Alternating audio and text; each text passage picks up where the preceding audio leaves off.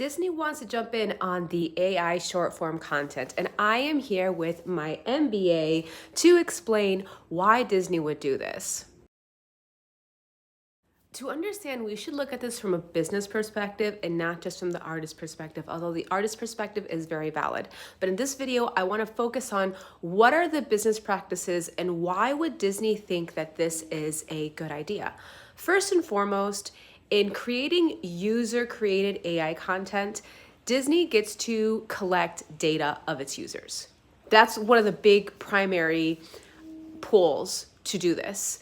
Disney will be able to have firsthand data of what IPs people like, what IPs people are creating content with, and what IPs might sell the most so that they can create more merchandise, movies, etc.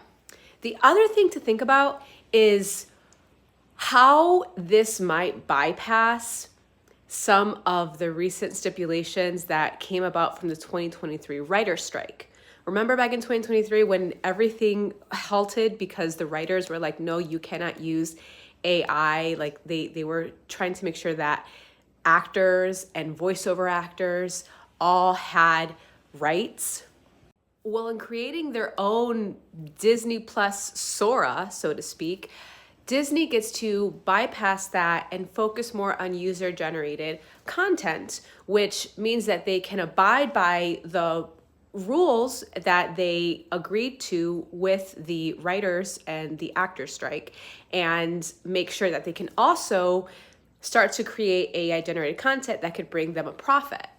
And last but not least, the final reason why I think this might be a business practice for them is we are in the attention economy. Right now, a lot of shows and movies are having to basically dumb down the plot, and I've heard this from other podcasts, to make sure that people are able to pay attention while also scrolling.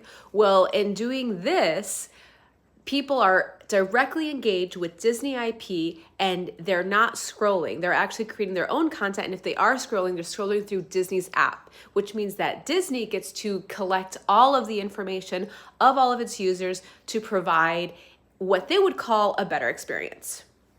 So those are my top 3 reasons. Be sure to like and subscribe if you want to hear more pop culture news, pop culture analysis, and doll news. Bye, and check out rebelgeek.com. Bye.